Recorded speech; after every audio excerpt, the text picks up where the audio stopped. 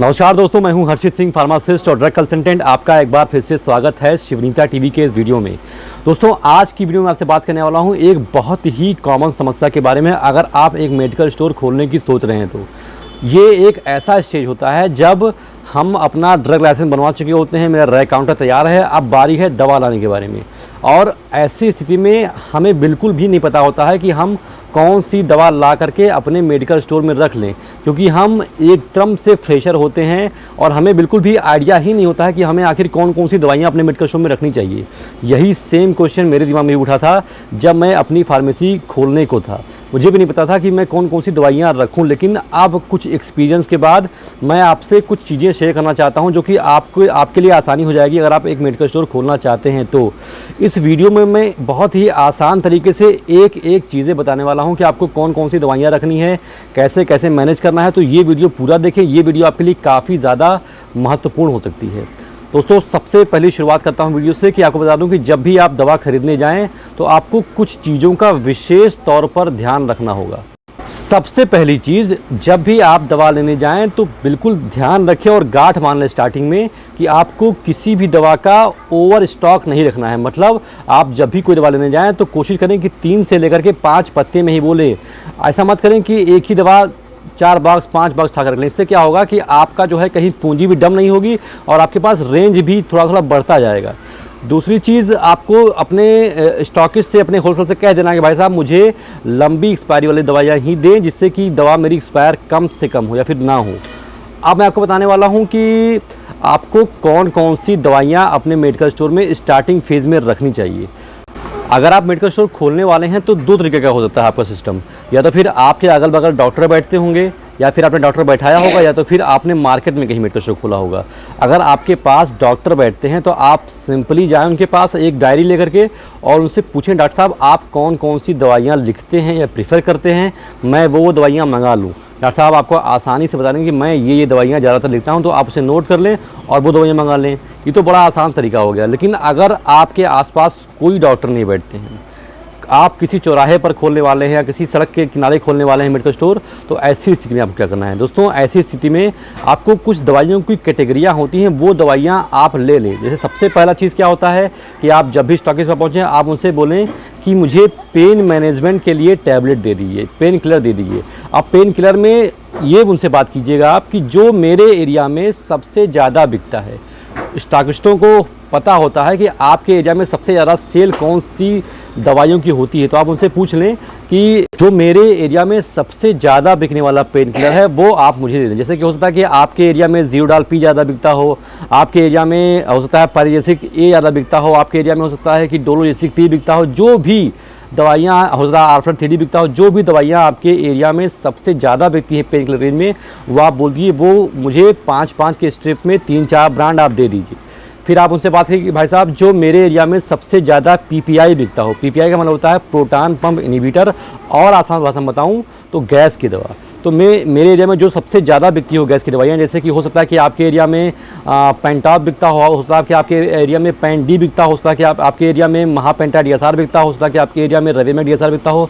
तो आपके एरिया में जो जो दवाइयाँ बिकती हों वो दवाइयाँ आप स्टॉकिस्ट से ले लें। ज़्यादा नहीं, बस 3-4-5 के स्ट्रिप के आसपास ले लें, 3-4-5 रेंज रख लें। उसके बाद आप उनसे बात करें कि भाई साहब मेरे एरिया में जो पीडियाट्रिक रेंज होता है, ये एक बहुत ही इंपॉर्टेंट रेंज होता है। पीडियाट्रिक रेंज, पीडियाट्रिक मतलब होता है कि बच्चों का रेंज, उसमें जो भी दवाइयाँ मिलती हैं जैसे कि एंटीपायरेटिक, एंटी एनाल्जेसिक, कुछ गैस की दवाइयाँ होती हैं। तो ये सारी चीज़ें जो भी ब्रांड आपके एरिया में ज़्यादा बिकता है वो आप 3-3, 4-4 की मात्रा में आप मुझसे ले लें। आपका 3 रेंज कवर हो गया। पहला हो गया पेन किलर, आपने रख लिया 3-4 ब्रांड आपने रख लिया 3 स्ट्रिप में। दूसरा आपका हो गया PPI यानी कि गैस की दवा हो गई। तीसरा आप आ गए पीडिया में। पीडिया में आपको कुछ ड्रॉप्स भी आते हैं, सिरप भी आते हैं। उनसे पूछ लीजिए जो भी ड्रॉप आपके यहाँ चलता हो।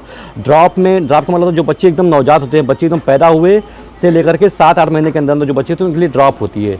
तो ड्रॉप में आप कुछ जो है पेन किलर ले लीजिए, कुछ बुखार की दवाइयाँ ले लीजिए, कुछ गैस की दवाई ले लीजिए, और वही सेम चीज़ ड्राई सिरप में ले लीजिए। तो ये तो चीज़ें हो गई। और कुछ फूड प्रोडक्ट होते हैं जैसे कि आपका Nestogen, Cerelac, lactogen, आइसोमिल, nano spray, ये सारी चीज़ें आपकी जो है एक पीडियाटिक रेंज में आती हैं, ये बच्चों के दूध में आती हैं। अमूल स्प्रे, ये सारी चीज़ें 2-2 3-3 की क्वांटिटी में आप ले लीजिए, क्योंकि इनकी एक्सपायरी बहुत ज़्यादा लंबी नहीं होती है, इनकी एक्सपायरी लगभग 1 साल तक होती है।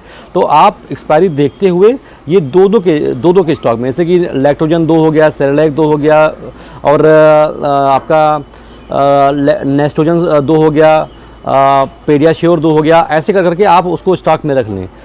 अगला सबसे इंपॉर्टेंट कैटेगरी होता है आपका क्रीम्स। क्रीम्स बहुत ही ज़्यादा इंपॉर्टेंट होता है एक मेडिकल स्टोर के लिए। क्रीम्स में कुछ प्रजातियाँ आती हैं, जैसे कि आपका पेन किलर में आता है कि आप ऊपर से लगा के कहीं चोट लग गया उसको लगा के रब कर लें।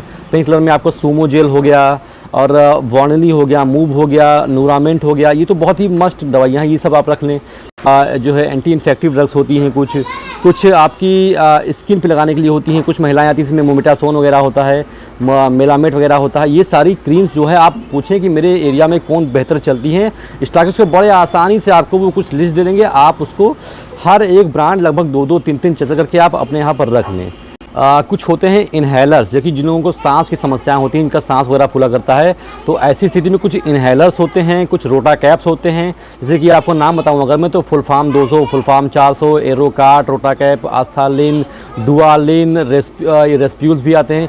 ये सारी चीज़ें आप स्टॉकिस्ट से पूछें आपके एरिया में कौन बेहतर बिकती हैं, वो आप रख लें।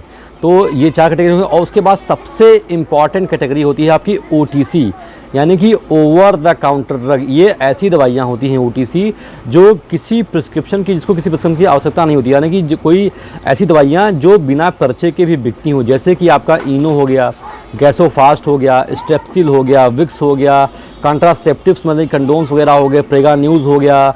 ये सारी चीज़ें आप उचित स्टॉक में आप रखें, ये बहुत ही ज़्यादा आराम से बिकती हैं और बिकती ही बिकती हैं। कुछ बहुत ही इंपॉर्टेंट चीज़ होती है, जैसे कि बच्चों का डायपर हो गया, महिलाओं का सैनिटरी पैड हो गया, इसके कई सारे ब्रांड्स आते हैं, विस्पर आता है, स्टेफ्री आता है, परी आता है। ये सारे ब्रांड्स आपको रख लें आपके लोकल मार्केट की डिमांड के अनुसार।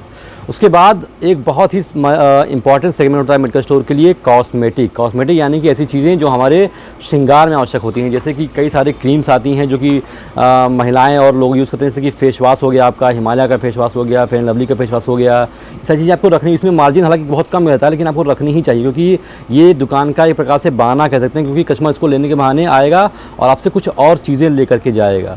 तो ये चीज़ें आप रख सकते हैं। उसके बाद कुछ इंजेक्शंस होते हैं, जैसे कि आपको वो इमरजेंसी ट्रीटमेंट में काम आएंगे, जैसे कि डाइक्लोफेनाक इंजेक्शन, जैसे कि ऑक्सीटोसिन इंजेक्शन, जैसे कि किसी का अगर काट लिया तो उसका इंजेक्शन, टिटनेस के लिए इंजेक्शन, ये सारी चीज़ इंजेक्शंस आपको रखनी होंगी। साथ में कुछ अगर बात किया जाए सर्जिकल आइटम्स के, तो आपको जो है नेक कॉलर रखना चाहिए। तो अगला बहुत ही इंपॉर्टेंट सेगमेंट होता है एंटीबायोटिक्स का। एंटीबायोटिक्स में आप अपने स्टॉकिस्ट से पूछ लें कि कौन सी दवाइयाँ ज़्यादा अच्छी चलती हैं आपके वहाँ पर, और आप सिफेक्जिम के 4-5 ब्रांड रख लें, आप सेफोडाक्सिम रख लें, आप एम्पिसिलिन रख लें, आप एम्पिसिलिन और क्लेवनिक एसिड कॉम्बिनेशन रख लें, मतलब सीवियर रख लें। इस चारों एंटीबायोटिक्स के आप 2-2 3-3 ब्रांड, 3-3 पत्ते आप रख सकते हैं। उसके बाद आती हैं एंटी इमिटिंग ड्रग्स, यानी कि ऐसी दवाइयाँ जो उल्टी में काम आती हैं, एंटी वर्टिगो ड्रग जो कि चक्कर में काम आती हैं। को नेक जो है आपको नेक कॉलर रखना चाहिए, आपको इंजेक्शंस रखने चाहिए, सिरिंज रखनी चाहिए। तो ये सारी कुछ चीज़ें हैं जो कि आप अपने मेडिकल स्टोर पर रख सकते हैं, अच्छे तरीके से वो बिकती हैं।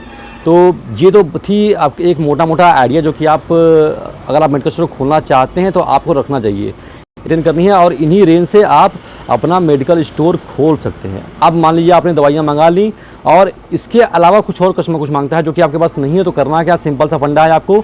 एक आप ऑर्डर बुक रखिए वहाँ पर, जो दवाइयाँ नहीं है वहाँ पर आप उसको नोट कर लीजिए, और शाम को ऑर्डर लगाते वक्त उस आइटम को भी आप थोड़ी मात्रा में मंगा लीजिए। इससे क्या होगा कि आपको अपने आप से आइडिया लगना स्टार्ट हो जाएगा कि आपके एरिया में कौन कौन सी चीज़ें ज़्यादा बिकती हैं। जो चीज़ ज़्यादा बिकती है उसको ज़्यादा मात्रा में मंगाइए, जो चीज़ कम बिकती है उसको कम मात्रा में मंगाइए। बस यही एक फंडा होता है जो कि आप इसी फंडे से आप एक मेडिकल स्टोर की शुरुआत कर सकते हैं। उसके बाद आपको खुद ही इतना अनुभव हो जाएगा कि आप जान जाएंगे कि आपके एरिया में कौन कौन सी चीज़ें बिकती हैं, कौन चीज़ आपको मंगानी है, कौन चीज़ें नहीं मंगानी। हाँ, जो आपने ये परचेजिंग की है हो सकता है इसमें से कुछ आइटम्स ऐसे हों जो बिल्कुल भी ना बिकें, तो आपको अगली बार से आइडिया हो जाएगा कि वो आइटम आपको अगली बार से नहीं मंगाने हैं। तो मैंने पूरी कोशिश की है कि आपको समझाने की कि एक मेडिकल स्टोर खोलने के लिए शुरुआती स्टेज में आपको कौन कौन सी दवाइयाँ रखनी चाहिए। तो आज की वीडियो में दोस्तों बस इतना ही। आशा करता हूँ कि आपको वीडियो अच्छी लगी हो, पसंद आई हो। अगर वीडियो अच्छी लगी तो इसे लाइक कर दें, और अगर आप मेरे चैनल पर पहली बार आए हैं तो इसे सब्सक्राइब करना बिल्कुल भी ना भूलें, ताकि मैं जो भी नए वीडियोज़ लाऊँ उसका अपडेट आप तक सबसे पहले पहुँच सके। तो मिलता हूँ किसी और वीडियो में, तब तक के लिए आप सभी लोगों का बहुत बहुत धन्यवाद।